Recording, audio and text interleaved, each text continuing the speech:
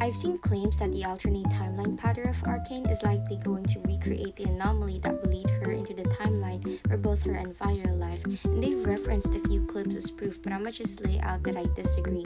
In fact, the same clips produce a very different take from me where Powder will create no such thing contented with what she has simply discovered. To start, remember that Powder's been told many times that she's not living up to her potential much or is holding herself back, and my guess why she's doing this is because even after years, she's still grieving over Vi's death, and that has impacted how she lives her life. For example, she's observed that Vi simply does what she could to survive, as observed in the job they've taken when they were kids, but it was rash and impulsive that if Vander found out what they were planning in the first place, they would have never been allowed to continue. Basically, ever since the accident, she's been threading life more carefully, especially when she discovered the cause of the explosion. Now, for a moment, that theory is bold, but it makes sense that Powder is aware of the explosion. Driven by grief and with her brain, she could have investigated Vi's death, and by the time she discovered the gem's role in it, decided she doesn't want to do anything with it and set it aside in Vi's shrine in her memory. Unfortunately for her, lover boy Echo has other plans and needed her help.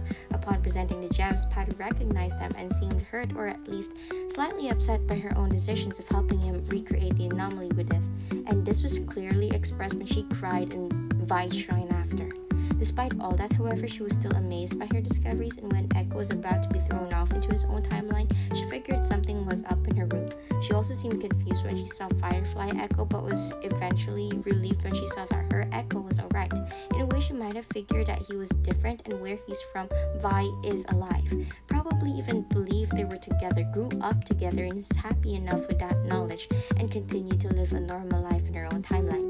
In other words, I don't see her doing anything seemingly too dangerous at all, simply because she has a very good emotional support through her friends and a huge family that continue to ground and inspire her, unlike Jinx, who lost so much at a young age in very dramatic, stressful ways.